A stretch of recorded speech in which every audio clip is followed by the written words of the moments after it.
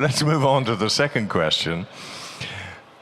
I think we've all experienced the fact that good ideas don't necessarily become innovations. They don't necessarily get adopted. And often the people with the very best ideas are perhaps the very worst at implementing them. So how do we turn ideas from the small grade 1 level child, for example, how do we turn that idea into an innovation? Does it happen automatically? If it's a good idea and the environment is fertile, will it happen on its own? Or does it need nurturing? Does it need all sorts of mechanisms and networks and incubators and so on to turn that idea into an innovation? Those are the questions, those are the issues that fall under the second question. So let me start with Dr. Chung. Well, thank you very much. Many good scientific ideas remain unutilized, as you know very well. Once some scientific ideas are published in major journals, scientists tend to think that that is the end of their roles.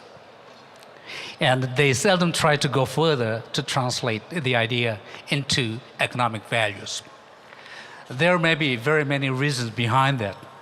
I think some of the most important factors behind that include the fact that they need, in order to translate the idea into economic values, they need to have technology to cook the ideas into something which is very marketable.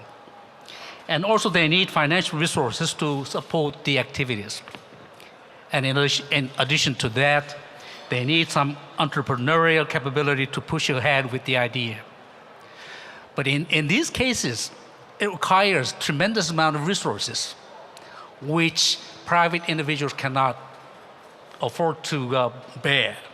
So I think the government has to come in to intervene, help the scientists to translate the idea into market values.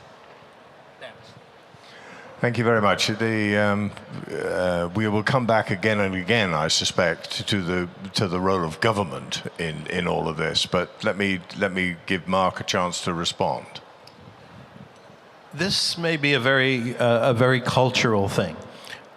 Certainly, in the place where I come from, which is the United States, we are very used to innovations taking hold because the marketplace demands them, and because people who see that demand rush to fulfill it, and each in their own way. And certainly the debate in the US is whether the government should in fact get out of the way rather than get into the way. If you look at developments like the internet, they came out of dorm rooms, they came out of people's individual ideas and projects. Yes, they need to be encouraged and given money, which happens. We have a whole venture capital situation, but all they do is listen to the good ideas and try to give them the best money. My experience is that government wastes a huge amount of money, and my experience with government here is with DARPA, which, yes, invented the predecessor of the internet. Let me ask the rest of the panel. I will bring it down again to social innovations. I think basically we identified four. Okay, sorry. Yeah, I think bring it down to social innovations again. Going back to that we actually have started a social innovation lab in BRAC, and we talked to a lot of these old-timers who worked and whose brilliant ideas were some of these, came up with some of these brilliant projects. For example, I mean, we talk about the school, the non-formal schooling system that BRAC started. How did it all start? So if I really identify what were the elements, so first there was a deep awareness of the problem. The problem was that there was a lot of children who was falling out of the formal schooling system for economic reasons. There were girls, the gender parity. The girls were not going to schools. So that was so once you start going to the villages, you know that this is an issue and you know why they are doing that. So then you come up with an idea, then our founder come up with an idea that I'm going to start a non-formal school which will be flexible, but at the same time I would like to provide high quality education as well, but it has to be very low cost because I would like to scale it up. So then he adopted a bunch of researchers to design the curriculum. So once the curriculum was designed, it has to be a fun way of learning. Then he had to look at the cost implications. So one teacher, one room, same from the community, person from the community's deep engagement in the schools. So all of these were little innovations. And then once the model was designed, then there was resource mobilization. Then he had to convince the donors to fund it. And then at the same time, he had to look externally. What are the good practices as well? So these are the 4 elements: this external knowledge of what's going on, resource mobilizations, of course the idea, and the deep awareness of the problem. These are the key to innovations. I think innovations is nothing if you do not scale. I think this is the, for our organization, innovation plus scale is equal to change, effective change. So when I talk about innovations, effective innovations, I think we need to really think about how to be effective in solving the problem. So, and those are the 4 elements. And those cases, I think for bigger organization, there needs to be a space where people can feel that there is actually a process. So if I'm come up with a brilliant idea, I can go there and pitch it, and then a formal process can start. Thank you very much. If you get a chance to, over the next few days, to look at the WISE book, you will see that a major theme throughout the WISE book is about scale, about turning ideas, which may well start with a single individual, into something of significance. That process of scaling is both difficult and vitally important. Professor Gupta, perhaps you'd like to come in. Yeah, let me first begin with the provocative statement, which is scale should not be enemy of sustainability. There are a lot of niches which need to be met, which need to be filled up. These niches are of people living in small valleys, in the forest, in the mountains, in the regions which are affected by drought or flood. And not necessarily these problems are generalizable to large numbers. Now, just because the problem has not become too large, should we not address it? That will be paradox. That means that's the reason why we have so much of violence in the world today. Because a lot of people are feeling alienated from this system because their problems have not been addressed. They have not become the mainstream problems. Very paradoxical. So my suggestion will be that we should not let scale become the enemy of sustainability. Number 1. Number 2, Honeybee Network over the last 24, 25 years documented innovations. It took us about 10 years to document 10,000 innovations and traditional knowledge practices. Then came National Innovation Foundation with the help of Department of Science and Technology, Government of India. And it has been scaled up. The database has grown up by 15 times, 16 times. Now we have 160,000 ideas, innovations, and traditional knowledge practices from 545 districts of the country, largely through volunteers. So certainly, we need an intervention of the state. And let me give you an example. We have heard about microfinance everywhere in the world. Have we ever heard about micro venture finance? Never. All the wisdom that lies in World Bank, Asian Development Bank, and whatever you call about them, they could never imagine the need for micro venture finance because they could never imagine that there are innovations at the grassroots level. Since there are no innovations, there is no need for risk capital for them. Whereas we thought about it in 97 when GYAN was set up. And in 2003, with the help of Government of India, SIDBI, we set up a micro venture innovation fund. So what I'm trying to say that you need to have innovations. You need to benchmark them, find out how unique they are. You need to then do prior art search, add value through research, and there we need formal system of science and technology. We also need to then find risk capital. We need to develop a business program, plan for them, and of course then some will become public goods through social diffusion and some through market. But please appreciate one thing very clearly, that many innovators don't become good entrepreneurs. There's basically a triangle: innovation, investment, enterprise. And these 3 virtues don't often converge in one person or one place. And that's the reason why transaction costs have to be reduced to make innovations work. Thank you very much. Do you want to come back at all, Marc? Because you were a bit of a lone voice here in the laissez-faire argument.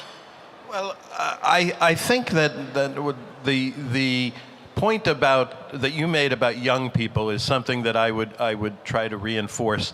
And I think one of the things that isn't happening enough that I would like to see more of is people take the opportunities which many have in the US to put their ideas into practice, particularly technological ideas, and then to put them out in the marketplace. And the most successful things that we have seen certainly in the internet have been when people said, I'm going to put this out there for free, and we're going to see how people react to it, and then we'll innovate a little bit, we'll change it a little bit. But I think that's the opportunity that technology brings us now, is to say people without great government support or other things can put their innovations out there, and people can react to those innovations. And I would really like to encourage that more to happen, even in other places than my own and the Western world. Thank you very much.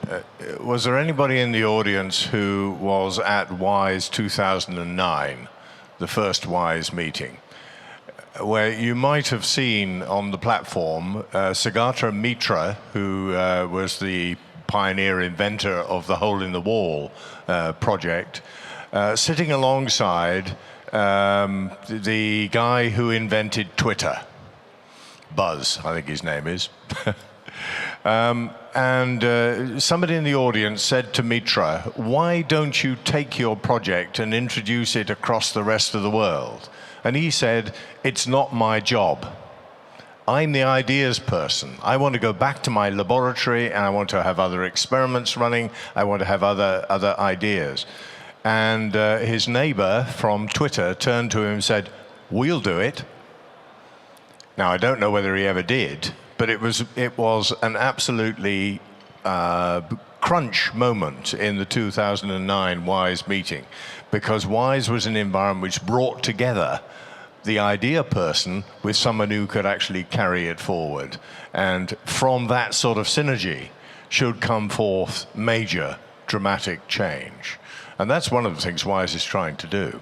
But let me ask for a contribution from the audience. Someone who feels perhaps that this is perhaps best left alone, that ideas people and innovators respond to the circumstances in which they find themselves, and really they're better off left alone. Would anybody like to add a thought to that?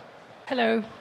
We work on a program called Stars of Science, which is a Qatar Foundation initiative, and it takes a group of young people, 16 candidates, who have an idea for an innovation, and they work across the innovation cycle. So they are asked to work on the proof of concept, they move on to engineering, and then they move on to design, and in the end they get to business. So we actually, I don't know whether you could say we force them to actually take on the role of put all these different hats on, but we find that they all respond really well. And even though there's a few teething problems along the way, that's part of their journey as innovators, and it just kind of adds value. So that would be our experience, I think. Thank you very much. That's a very interesting example. Dr. Chung, let me ask you, it's certainly my experience, and I'm sure it must be yours, of hundreds of scientists and engineers in universities in your country and certainly in mine, whose primary objective is to get straight back to the lab, get me back to the bench. It's not my job to take this idea forward. Well, there are two reasons I think behind that. First, the incentive system. They are not encouraged to go further to translate the ideas into innovation, because by publishing the idea in a major journal, they get credit from that. Secondly, translating is not easy. It requires additional research, additional engineering, which is sometimes very expensive, sometimes which is very expensive, so expensive that they cannot bear. So in this case, we need to have another mechanism through which they can help translating the idea into innovation. So in that process, I think the intervention of government is very much required. Yes, interaction to government mentioned again. Let me involve the audience again by asking a quick show of hands. How many of you instinctively think that your government is a hindrance to innovation and change? And how many, some hands are up already, and how many would feel the contrary view, that they are essential partners to innovation and change? So let's have the show of hands for the first one. The government is a hindrance.